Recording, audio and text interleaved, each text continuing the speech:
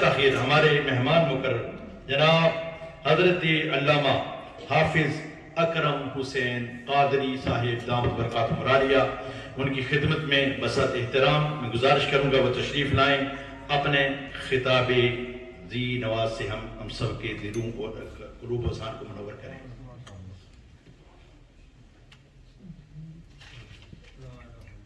نحمده ونصلي ونسلم على رسوله الكريم، اما بعد فاعوذ بالله من الشيطان الرجيم، بسم الله الرحمن الرحيم، قد جاءكم من الله نور وكتاب مبين، صدق الله العلي العظيم، مولاي صل وسلم دائما ابدا على حبيبك خير الخلق كلهم محمد سيد الكونين والثقلين والفريقين من عرب ومن عجم، يا ربي صل وسلم دائما سرمدا على حبيبك خير الخلق كلهم۔ نفرت سے محبت کو خریدا نہیں جاتا، خوشبو کو گلستان سے نکالا نہیں جاتا، یہ سوچ کے بیٹھے رہو سرکار کے در پر، جنت کو کہیں اور سے رستہ نہیں جاتا۔ ہر شخص کسی نام سے منسوب ہے لیکن ہر نام کو اس شان سے چوما نہیں جاتا۔ میرے سرکار کے لنگر کی یہ تاثیر ہے ناصر، غیروں کا میرے منہ میں نوالا نہیں جاتا۔ میرا رسول ہمیشہ کمال کرتا ہے، جو کرے فیصلہ لازوال کرتا ہے، کالا آئے اسے با جمال کرتا ہے، ادنا آئے اسے با کمال کرتا ہے۔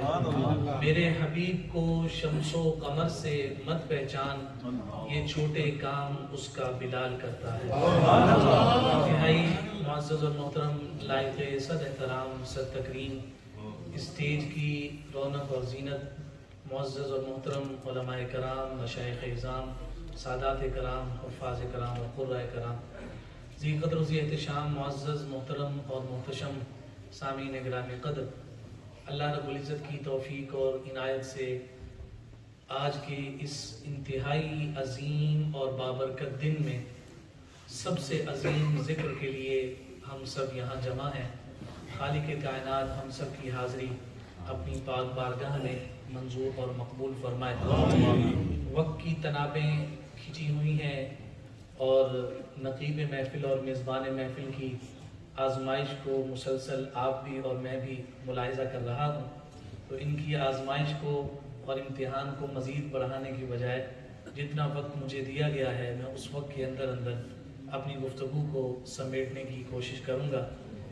یقین جانیے کہ اس مسجد کے اس وسیع و عریض حرم کو عشاقان رسول سے بھرے ہوئے دیکھ کر دل کو انتہائی راحت پہنچی، اور اس سے بھی بڑھ کر جو قابل رشک اور قابل دید چیز ہے وہ یہ ہے کہ اسی مجمع میں مجھے نورانی ٹوپی بھی نظر آ رہی ہے، اس میں اسلمی رنگ بھی نظر آ رہا ہے، اس میں صدیقی فیض بھی جھلکتا ہوا نظر آ رہا ہے، اور اس میں عطاری رنگ بھی جھلکتے ہوئے محسوس ہو رہا ہے، اور یہ سارے کے سارے پھول ایک گلدستے کی صورت میں اپنے اس حبیب اور اس کریم لجپال محمد مصطفیٰ صلی اللہ علیہ وآلہ وسلم کے ذکر کے لیے یہاں موجود جمع نظر آ رہے ہیں، کہ جن کی خاطر اللہ رب العزت نے ہمیں یہ ساری سعادتیں اور توفیقات عطا فرمائی۔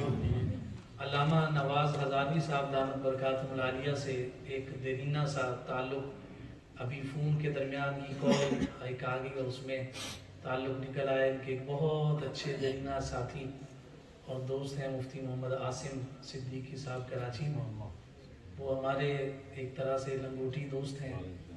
وہ جب بھی میرا آنا ہوتا ہے تو وہ کہتے ہیں پیٹر پا جاؤ تو نواز صاحب سے ضرور ملنا، لیکن شومی قسمت کہ میں 2 دفعہ پہلے بھی اس علاقے میں آیا لیکن حضرت سے کی زیارت سے مشرف نہ ہو سکا، لیکن آج آپ کے دیدار سے بھی سعادت ہمیں نصیب ہوئی۔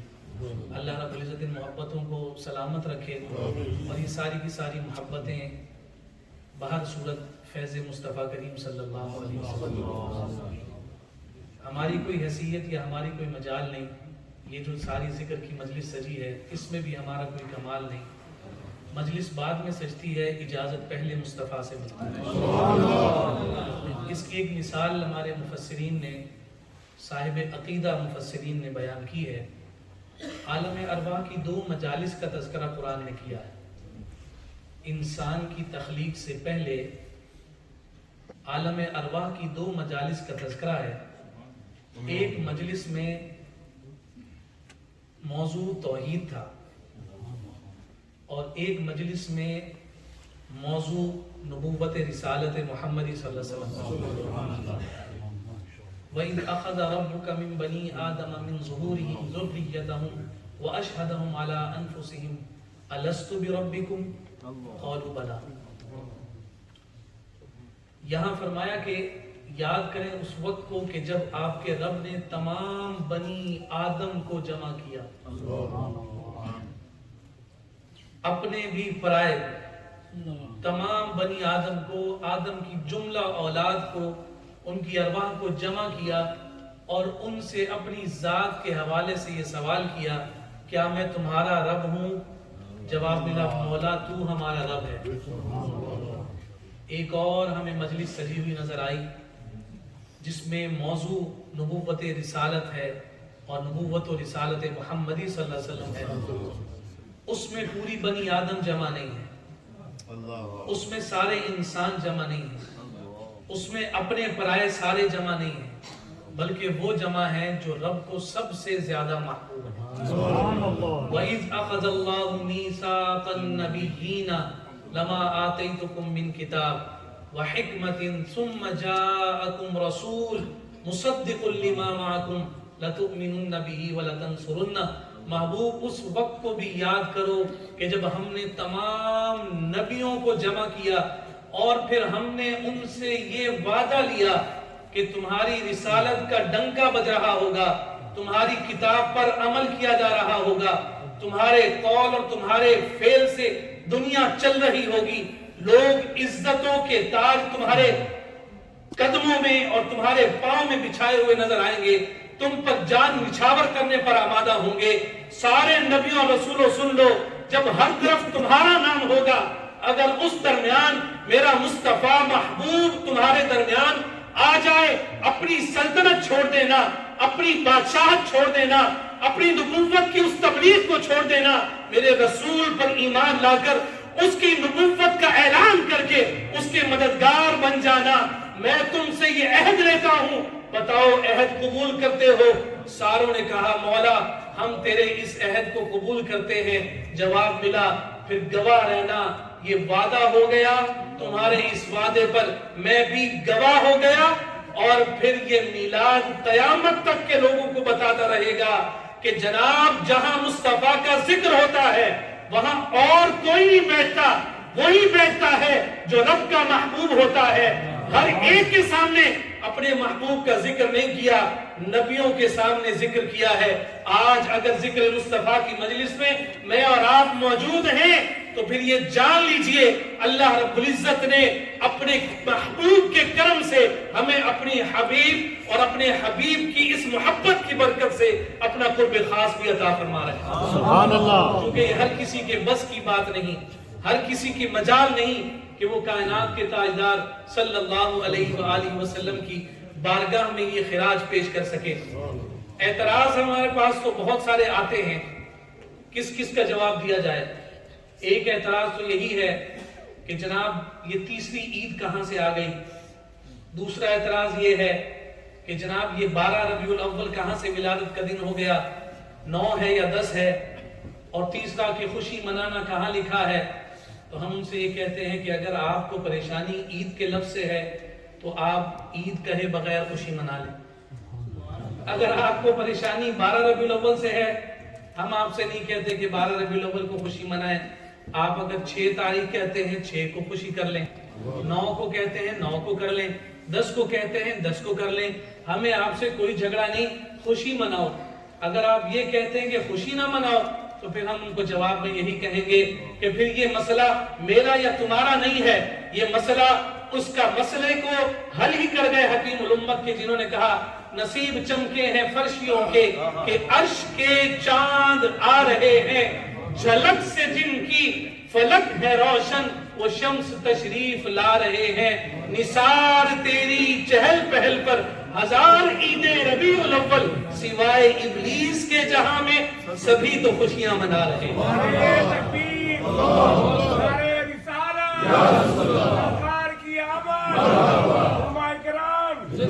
خوشیاں منائی جاتی رہے گی۔ اب خوشی نہ منانا یہ ہمارا مسئلہ نہیں، خوشی نہ منانا جس کا طریق ہے تم اسی کے ساتھ ملو۔ ہمیں تو سیدی اعلیٰ حضرت یہ پیغام دے گئے، لمبا شیڈول دے گئے اور کہتے ہیں حشر تک ڈالیں گے ہم۔ بھائی کب تک ذکر کرتے رہو گے؟ تھکتے نہیں ہو؟ ہمارے امام ہمیں کہہ گئے حشر تک ڈالیں گے ہم پیدائش مولا کی دھوم، مثل فارس نجد کے قلعے گراتے جائیں گے، خاک ہو جائیں عدو جل کر مگر ہم تو رضا، دم میں جب تک دم ہے ذکر ان کا سناتے جائیں۔ سبحان اللہ۔ نعرہ تکبیر، نعرہ رسالت، جشن ولادت مصطفیٰ۔ اس ولادت اور اس میلاد کی بات تو اس وقت بھی ہوئی کہ جب حضور کے جد اعلیٰ جناب ابراہیم خلیل اللہ نے کعبۃ اللہ کی تعمیر فرمائی۔ ہم سب کے علم ہے، میں بات کو بڑی اختصار کے ساتھ تیزی کے ساتھ آگے بڑھاؤں گا، موضوع اگر کھلا تو پھر وہ سمیٹنا مشکل ہو جائے گا۔ حضرت ابراہیم خلیل اللہ نے اپنے شہزادے جناب اسماعیل ذبیح اللہ کے ساتھ مل کر کعبۃ اللہ کی تعمیر فرمائی۔ جب پتھر رکھتے گئے دیوار اتنی اونچی ہو گئی کہ اب ہاتھ نہیں پہنچتا، تو اب پتھر ایک نیچے رکھا گیا جسے آج ہم مقام ابراہیم کہتے ہیں۔ آپ اس پر کھڑے ہوتے، وہ پتھر بلند ہوتا، دیوار اوپر سے اوپر تعمیر ہوتی چلی گئی۔ جب کعبۃ اللہ مکمل تعمیر ہو گیا، اس کے بعد جناب ابراہیم اسی پتھر پر کھڑے ہوئے، اب مزدوری طلب فرما رہے ہیں۔ رب کا گھر تعمیر کیا ہے، دنیا کے کسی کا گھر تعمیر نہیں ہوا، رب کا گھر تعمیر ہو رہا ہے اور اس کی جانب مسلمانوں نے رخ کر کے نمازیں پڑھنی ہیں۔ اتنی بڑی سعادت ملی ہے، اتنی بڑی مزدوری کی ہے، اس کے جب اجر کا وقت آیا تو اسی پتھر پر کھڑے ہو کر جو انہوں نے اجر مانگا، ربنا وابعث فیہم رسولا، مولا میں تجھ سے اس پر کوئی اجر نہیں مانگتا، تیری بارگاہ میں اتنی عرض ہے جس کے تذکرے تو نے ہمیں اس میثاق کے موقع پر لیے تھے، اس تذکروں کی روشنی جس رسول کے صدقے اور طفیل ہے، مجھے یہ اجر دے دے کہ مجھے محبوب کے جد اعلیٰ ہونے کی سعادت عطا کر۔ مفسرین نے یہاں جو خوبصورت بات ذکر کی ہے وہ یہ ہے کہ تھا وہ پتھر کا وصف ہے کہ ٹھوکر ماری جائے ٹوٹ جاتا ہے، پتھر کبھی بھی نرم ہوتے ہوئے نظر نہیں آیا، لیکن اس پتھر پر کھڑے ہو کر ذکر مصطفیٰ ہوا، اللہ نے پتھر کو نرم کر دیا۔ کوئی چاہتا ہے دل نرم ہو، کثرت سے مصطفیٰ کا نام لیا جائے، کثرت سے مصطفیٰ کا ذکر کرے، اللہ رب العزت دلوں کو نرمی عطا فرما دے۔ صوفیاء کہتے ہیں کہ اگر چاہتے ہو کہ دنیا تمہیں اپنا محبوب بنائے، کہا تم اسے محبوب بنا لو جو رب کا محبوب ہے، اور جب تم اس رب کے محبوب کو اپنا محبوب بناؤ گے تو پھر دنیا تم سے کیسے محبت کرے گی؟ پھر تم دیکھتے ہی رہ جاؤ گے کہ اللہ رب العزت تمہیں کن اعزازات سے اور کن مسندوں سے پر فائز فرماتا ہے۔ سیدہ آمنہ سلام اللہ تعالی علیہا، ہماری ماں کی عزتیں سیدہ آمنہ کے قدموں پر قربان ہوں، جن کی برکت اور جن کے صدقے میں ہمیں آقا نامدار محمد مصطفیٰ عطا ہوئے۔ سیدہ آمنہ فرماتی ہیں کہ جب میرے بیٹے محمد صلی اللہ علیہ وسلم کی ولادت ہوئی، خرج منی نور، مجھ سے نور نکلا، اور اس نور کی کیفیت کا عالم یہ تھا کہ میں نے شام کے محلات کو دیکھ لیا، ان محلات میں چرنے والے اونٹوں کی کوہانوں کو بھی دیکھ لیا۔ یہاں میں آپ سے ایک سوال کرنا چاہتا ہوں، یہ دروازہ بند ہے، دروازے میں اگر یہ میرر اور شیشہ نہ لگا ہو، اور اگر کوئی مجھ سے یہ پوچھے کہ اس دروازے کے پیچھے کون بیٹھا ہے، اس دیوار کے پیچھے کون بیٹھا ہے، تو میں اس سے یہ کہوں گا کہ میری آنکھیں قاصر ہیں کہ اس پردے کے پیچھے دیکھ سکیں۔ ہماری آنکھیں محتاج ہیں اس بات کی کہ درمیان میں اگر کوئی پردہ آ جائے تو اس کے پار ہم نہیں دیکھ سکتے۔ دوسرا سوال یہ ہے کہ جناب ہم دیکھتے کیسے ہیں؟ یہاں گھپ اندھیرا کر دیا جائے، ہم جو دیکھ رہے ہیں وہ نہیں دیکھ سکیں۔ ہماری آنکھیں دیکھنے کے لیے نور کی روشنی کی محتاج ہیں۔ وہ روشن جب شے اپنا نور ہماری آنکھوں پر ڈالتی ہے تو اس سے جو اینگل بنتا ہے جس کو آپ کانویکس یا کانکیو لینس کہتے ہیں، اس کے ذریعے سے جب وہ اس کی ٹرانسمیشن ہوتی ہے تو وہ روشنی جب آپ کی آنکھ پر پڑ کے اس کا اینگل بنتا ہے تو سامنے آپ کو چیز نظر آ جاتی ہے. لیکن اگر اس نور کو، اس روشنی کو ختم کر دیا جائے، دیکھنے والا بینا بھی نابینا ہو جاتا ہے. ہماری آنکھیں دیکھنے کے لیے اس روشنی کی محتاج ہیں. آقا کائنات صلی اللہ علیہ وسلم کی والدہ ماجدہ کہہ رہی ہیں مجھ سے ایک نور نکلا اور وہ نور اتنا زیادہ تھا کہ میں نے شام کے محلات کو دیکھ لیا. اب یہ روشنی کتنی ہی زیادہ ہو جائے، یہاں اگر 10 لائٹس لگی ہوئی ہیں، آپ 50 لگا دیں، 100 لگا دیں، اس کی روشنی ادھر ہی رہے گی، باہر نہیں جائے گی. جتنی روشنی کر لیں آپ دیوار کے پیچھے نہیں دیکھ سکیں گے. میں آپ سے سوال یہ کرتا ہوں، سیدہ آمنہ تو موجود تھیں جناب عبد المطلب کے گھر میں، اس گھر کی دیواریں تھیں، پھر اس شہر مکہ کے کئی گھروں کی دیواریں تھیں، پھر شہر مکہ کے دائیں بائیں آگے پیچھے بڑے بڑے پہاڑ تھے، پھر اس کے بعد عرب سے لے کر شام تک کتنے شہر اور کتنے ملک درمیان میں آئے، ان کے تمام پردے بھی درمیان میں موجود تھے. لیکن سیدہ آمنہ کہتی ہیں جب وہ نور نکلا، اس نور کی برکت یہ تھی سارے پردے ہٹ گئے اور میں نے شام کے محلات کو دیکھ لیا. سوال یہ کرتا ہوں، جو نور نکلا اس کا عکس سیدہ آمنہ کی آنکھوں پر پڑا، سارے پردے ہٹ گئے، نیلوں دور دیکھ لیا. جب وہ نور مصطفیٰ خود اپنی بینائی سے دیکھتے ہوں گے تو محمد مصطفیٰ کی دیکھنے کی طاقت عالم کیا ہوگی. سبحان اللہ. نعرہ رسالت. جشن عید میلاد النبی. یہ تو محض مصطفیٰ کریم صلی اللہ علیہ وآلہ وسلم کے نور کے عکس پڑنے کی برکت کے پردے ہٹ جائیں اور شام کو کے محلات کو دیکھ لیا جائے. پھر یہ بھی عقیدہ اور ایمان رکھیے، میرے مصطفیٰ موجود تو مدینہ المنورہ میں ہیں، لیکن اس بات کی تسلی اور اطمینان رکھیے یہاں غلام بیٹھے اپنے مصطفیٰ کو پکار رہے ہیں، میرا رسول اس پکار کو سنتا بھی ہے، ہمیں ملاحظہ بھی فرما رہا ہے. میرے دل کے دھڑکنے کی بھی وہ رفتار سنتے ہیں، میں صدقے جاؤں ان کی رحمت للعالمین پر. دور و نزدیک کے سننے والے وہ کان لالے کرامت پہ لاکھوں سلام.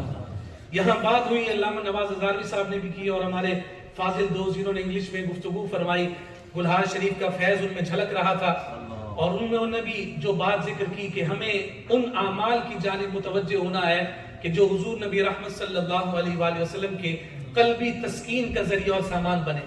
صحابی تو اس امید پر رہتے تھے، اس کوشش میں رہتے تھے ہم سے کوئی ایسا عمل ہو جائے ہمارا رسول ہم سے راضی ہو جائے. میں آپ سب سے سوال کرتا ہوں، اپنے آپ سے بھی سوال کرتا ہوں کہ ہم یہاں مجلس کیوں سجائے بیٹھے ہیں؟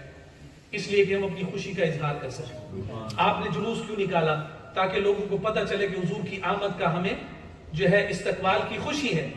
ہم نے یہ لائٹیں اور یہ چراغاں کیوں کیا؟ اس لیے کہ دور سے آنے والا فرد دیکھ لے اس گھر میں خوشی اور راحت ہے. یہ سارے امور کس لیے ہیں؟ اس لیے کہ ہم اپنی خوشی کا اظہار کریں. سوال یہ پیدا ہوتا ہے کہ ہم اپنی راحت اور اپنی خوشی کے لیے یہ سارے امور سر انجام دے رہے ہیں، کیا ہماری ذات سے، ہماری زندگی سے کوئی ایسا کام بھی ہو رہا ہے جس سے راحت مصطفیٰ کے قلب کو پہنچے، جس سے راحت اور سکون کائنات کے تاجدار صلی اللہ علیہ وسلم کے مبارک دل کو پہنچے؟ آئیے اگر اس کی ایک چھوٹی سی جھلک دیکھنا چاہیں تو میں آپ کو حضرت سعد بن معاذ رضی اللہ تعالی عنہ کی خدمت میں لیے چلتا ہوں. غزوہ بدر کا موقع تھا. آقا کائنات صلی اللہ علیہ وآلہ وسلم اپنے صحابہ سے مشاورت فرما رہے ہیں کہ مجھے مشورہ دو، کیا کیا جائے، مدینہ ہی میں رہیں یا باہر جا کر جنگ کرنی ہے؟ جناب صدیق اکبر آگے بڑھے اور فرمایا یا رسول اللہ جو فیصلہ کرنا ہے کریں، ہم آپ کے ساتھ ہیں. حضور نے پھر مشورہ مانگا، جناب عمر فاروق آگے بڑھے. حضور نے پھر مشورہ مانگا، جناب مقداد آگے بڑھے. آقا کائنات صلی اللہ علیہ وسلم نے جب دوبارہ مشورہ مانگا تو اب سعد بن معاذ آگے بڑھے. کہنے لگے یا رسول اللہ صلی اللہ علیہ وسلم جس نے ابھی تک آپ کو حمایت کا یقین دلایا سارے آپ کے ساتھ مکہ سے آئے تھے. میں جان گیا کہ آپ چاہتے ہیں کہ مدینہ کے لوگ اس بارے میں کیا رائے رکھتے ہیں. سعد بن معاذ وہ ہیں جن کی عمر 32 یا 33 سال تھی، ایک ساتھ ایمان لے کر آئے تھے. کردار اتنا عالی شان تھا، ایک ایمان لے کر آئے، پورا قبیلہ ایمان لے آئے. سبحان اللہ. پورا قبیلہ ایمان لے کر آئے. سعد بن معاذ رسول سے کہتے ہیں یا رسول اللہ میں سارے انصار کی جانب سے آپ کی خدمت میں یہ بات عرض کر رہا ہوں، آپ جس سے رشتہ جوڑنا چاہیں جوڑ لیں، جس سے توڑنا چاہیں توڑ دیں. جو ہمیں دینا چاہیں دے دیں، جو ہم سے لینا چاہیں لے لیں، خدا کی قسم پیچھے نہیں ہٹیں گے، آپ کو پشت نہیں دکھائیں گے، آپ کے قدموں پر اپنی جان نچھاور کریں گے۔ آپ ہمیں حکم دیں گے کہ ہم دریاؤں میں گھوڑے دوڑا دیں، ہم پیدل سواریوں کے بغیر پانی میں دوڑ پڑیں، ہم وہ بھی کرنے کو تیار ہیں۔ آقا کائنات صلی اللہ علیہ وسلم کے چہرے پر مسکراہٹ آ گئی، حضور کو اطمینان ہو گیا کہ سارے غلام اپنی وفاداری میں سچے ہیں۔ اقبال نے یہی کہا تھا کہ دشت تو دشت ہیں، دریا بھی نہ چھوڑے ہم نے، بحر ظلمات میں دوڑا دیے گھوڑے ہم نے۔ دعویٰ تو سعد بن معاذ نے کیا تھا، لیکن دلیل پھر خالد بن ولید سے نظر بھی آئی کہ جس جانب خالد بن ولید کے لشکر کے گھوڑے دوڑتے ہیں، ایسے لگتا ہے نہر اور دریا بھی اپنا سینہ چیر کر ان مصطفیٰ کے غلاموں کے لیے رستہ بناتے ہوئے چلی جاتی ہے۔ سعد بن معاذ کے یہ کلمات تھے، یا رسول اللہ بے وفائی نہیں کریں گے، پیچھ نہیں دکھائیں گے، قدموں پر جان نچھاور کریں گے۔ حضور کے چہرے پر مسکراہٹ ہے، حضور تبسم فرما رہے ہیں، فرمایا کہ بس میں جو چاہتا تھا وہ مجھے مل گیا، آؤ اب میدان جہاد سجے گا۔ وقت گزرتا رہا، احد کا میدان سجا، دیگر سرائے اور غزوات بھی ہوتے رہے، غزوہ خندق کا موقع بھی آ گیا، اس میں سعد بن معاذ بھی موجود ہیں۔ محنت کرتے ہوئے جب ایک جانب سے دشمن کا تیر چلا ہے تو وہ تیر آپ کے بازو پر آ کر لگا، جب بازو پر تیر آ کر لگا تو وہ زخم بن گیا، جنگ ختم ہو گئی، لیکن وہ زخم اسی طرح سے رہا۔ قربان جائیے ایسے زخمی پر جس کے لیے میرے مصطفیٰ نے مسجد نبوی کے صحن میں خیمہ لگوایا، مسجد نبوی کے صحن میں خیمہ لگوایا، اور حضور ہر نماز کے لیے آتے جاتے پوچھتے تھے سعد کیسے ہو؟ گویا کہ اب وہ تو زبان حال سے یہ کہتے ہیں مولا تو ساری زندگی مجھے یوں ہی رکھ، جو لذت مصطفیٰ کے پوچھنے میں ہے وہ کہیں اور کہاں ملے، کہ رحمت للعالمین ہی تو ہیں، جے سونا میرے دکھ وچ راضی تے میں سکھ نوں چلے پاواں۔ حضرت سعد بن معاذ رضی اللہ تعالیٰ عنہ کا وہ زخم بڑھتا رہا، اتنا بڑھا کہ وہ زہر آلود ہو گیا، آبلہ بن گیا، بلاخر جب وہ پھٹا تو اس کا زہر پورے جسم میں پھیل گیا اور خون کا فوارہ جاری ہے۔ حضور کو اطلاع دی گئی اور آقا کائنات صلی اللہ علیہ وآلہ وسلم آپ کے اس خیمے میں تشریف لائے اور ان کا سر اٹھا کر اپنی گود میں رکھا، اس خون کے چھینٹے میرے مصطفیٰ کے رخسار پر پڑ رہے اور میرے مصطفیٰ سعد بن معاذ کے لیے دعا کر رہے ہیں، مولا تو میرے ساتھ کے ساتھ وہی معاملہ کرنا جو تو اپنے محبوب بندوں کے ساتھ کرتا ہے۔ کیا سعادت اور کیا شرف پایا ہے سعد بن معاذ نے کہ جب ان کا آخری وقت تھا ان کا سر مصطفیٰ کے سینے کے ساتھ لگا، روح قفا سے انسری سے پرواز کر گئی۔ ایک بھائی اور تھے، وہ پہلے شہید ہو چکے تھے، اب اپنی ماں کے یہ اکیلے سہارا تھا، اپنی ماں کے یہ اکیلے سہارا ہے، اور ماں بلبلا کر زار و قطار رو رہی ہے، بیٹھی ہوئی بلبلا رہی ہے، آب و بکا کر رہی ہے۔ حضرت عمر فاروق جلال بھری آنکھوں سے انہیں دیکھ بھی رہے ہیں کہ تیرے بیٹے کو شہادت ملی ہے، شہادت ہر کسی کے مقدر میں تھوڑی آتی ہے، اور یہ بات بھی ٹھیک ہے۔ خالد بن ولید ہر نماز کے بعد کہتے تھے مولا مجھے میدان جہاد میں شہادت عطا فرما۔ جسم کا کوئی مقام ایسا نہیں بچا تھا کہ جہاں پر زخم نہ ہو، لیکن اس کے باوجود آپ کا جب وصال ہوا تو آپ بستر پر تھے، میدان جہاد میں نہ تھے۔ شہادت بہت بڑا مقام ہے، وہ اپنی نگاہوں سے کہتے تھے چپ ہو جا، تیرے بیٹے کو اللہ نے شہادت دی ہے۔ حضور علیہ السلام فرماتے ہیں کہ نہیں، اس کو رونے دے، چونکہ دنیا کی مائیں مکر کر سکتی ہیں لیکن سعد بن معاذ کی ماں کو واقعی بڑا دکھ ہے۔ وہ اپنا روتی تھی، زار و قطار روتی تھی کہ جس بیٹے نے میرے بڑھاپے کا سہارا بننا تھا، میں تو پانی برتن میں اٹھا کر پینے لگتی ہوں تو کپ کپاہٹ کی وجہ سے پانی گر جاتا ہے، میرے لبوں تک نہیں پہنچ سکتا، میرے بیٹے ہی اتنے تو میری خدمت کرنی تھی، میں چلنے لگتی ہوں تو لڑکھڑا کر گر جاتی ہوں، اسی کا تو سہارا لے کر میرے دنیا میں چلنا تھا، اسی سہارے کو مجھ سے لے لیا گیا، اب میرا سہارا کون بنے گا؟ ماں تو پھر ماں ہوتی ہے، اپنے اس لال کے لیے رو رہی ہے۔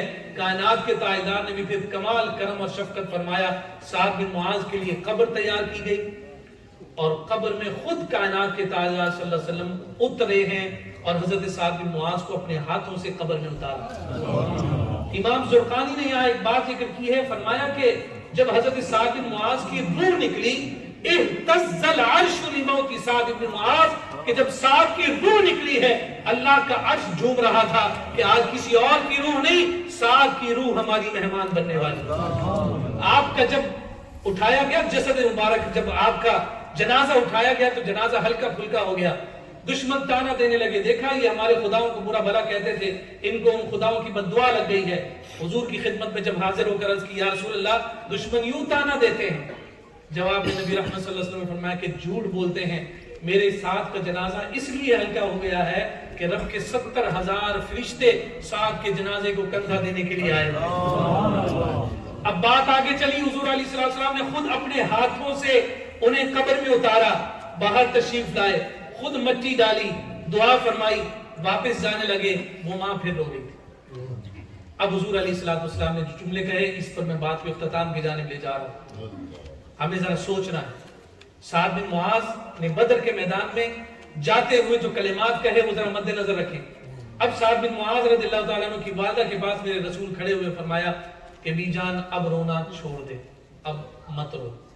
اس نے پھر وہی شکوے کیے، میں کیوں نہ روں، ایک ہی بیٹا تھا دنیا سے چلا گیا، اب میرا ہاتھ پکڑ کر مجھے کون چلائے گا، مجھے لقمے بنا کر کون کھلائے گا، مجھے پانی پیالے میں ڈال کر کون پلائے گا، میں تو یہ کوئی کام نہیں کر سکتی، میرا سہارا کون بنے گا۔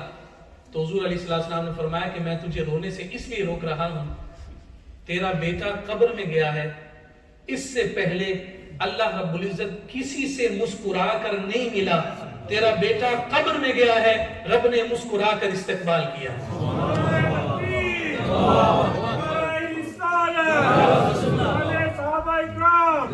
یہاں مفسرین نے یہ بات ذکر کی ہے کہ آخر رب نے مسکرا کر استقبال کیوں کیا، تو اس کی وجہ یہ ذکر کی گئی کہ ان کے وہ کلمات سبب بنے جس کی وجہ سے میرے مصطفیٰ کے چہرے پر مسکراہٹ آئی۔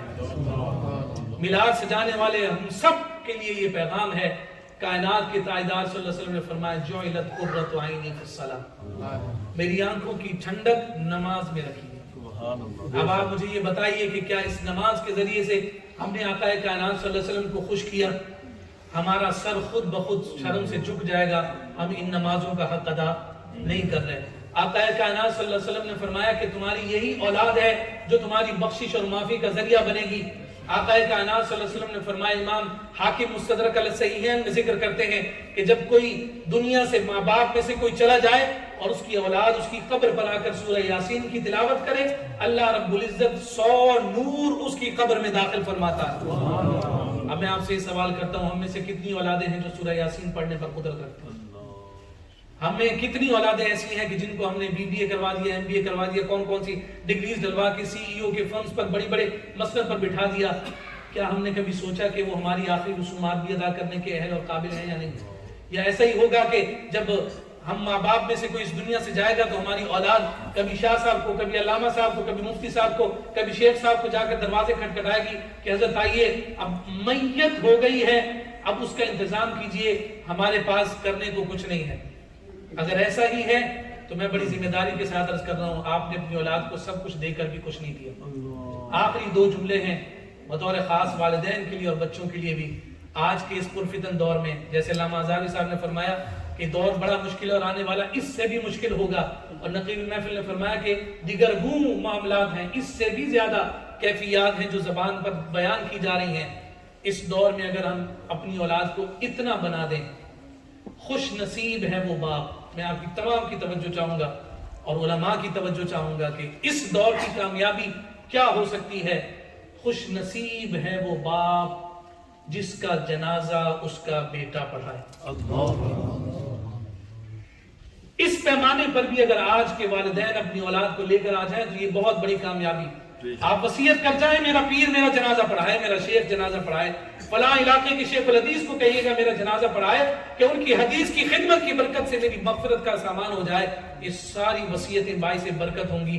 جو بھی جنازہ پڑھانے آئے گا پانی سے ہی وضو کر کے آئے گا، لیکن جب آپ کی اولاد اس جنازہ پڑھانے پر قدرت رکھے گی، وضو تو وہ بھی پانی سے کر کے آئے گا، لیکن اس پانی میں جب اس کے آنسوؤں کی آمیزش ہوگی اور تکبیر کہتے ہوئے جب اس کی آواز لڑکھڑائے گی اور لرزے گی، اور اس آواز کی لرز جانا ہی والدین کی بخشش کا سامان ہو جائے گا۔ اس لیے اپنی اولاد کو کم از کم اتنا دین ضرور سکھا دیں کہ آپ کی آخری رسومات کے لیے، آپ کو نہلانے اور غسل دینے کے لیے انہیں کسی کا دروازہ نہ کھٹکھٹانا پڑے۔ اسے پتہ ہو جس باپ نے ساری زندگی میرے لیے وقف کر دی، میرا یہ حق بنتا ہے کہ میں اب اسے کسی اور کے ہاتھ میں نہیں بلکہ اپنے ہاتھوں سے اس کو قبر اللہ میں اتارا۔ اور دوسری بات کہ خوش نصیب ہے وہ بیٹا، یہ والدین کے لیے بات ہے، خوش نصیب ہے وہ بیٹا جس کا نکاح اس کا باپ پڑھا۔ ابھی اولاد پیدا نہیں ہوتی، شادی کی تیاریاں پہلے ہونا شروع ہو جاتی ہیں، کون سا ہال کرنا ہے، کتنا جہیز دینا ہے، کس علاقے میں ہم نے اپنے بچے اور بچی کا نکاح کرنا ہے، پہلے سے انتظامات شروع ہو جاتے ہیں۔ لیکن جو اصل ہے اس کے بارے میں پھر ہم تلاش و بسیار کر رہے ہوتے ہیں کہ کیا کیا جائے۔ لہٰذا اس بات کو مد نظر رکھیں، وہی اولاد پھر آپ کے لیے باعث برکت ہوگی جسے آپ نے اتنا دین کم از کم ضرور دیا جو آپ کے لیے مرنے کے بعد ہاتھ اٹھا کر دعائے مغفرت کرنے کے قابل اور اہل ہو۔ اللہ رب العزت ہم سب کو مقصد میلاد سمجھنے کی توفیق عطا فرمائے اور اس میلاد کی برکت سے ہمیں صحیح معنوں میں مصطفیٰ کی غلامی عطا فرمائے۔ وما علینا الا البلاغ جزاک اللہ۔ اللہ سبحانہ و تعالیٰ علماء اہل سنت کو ان کا سایہ عطا دے،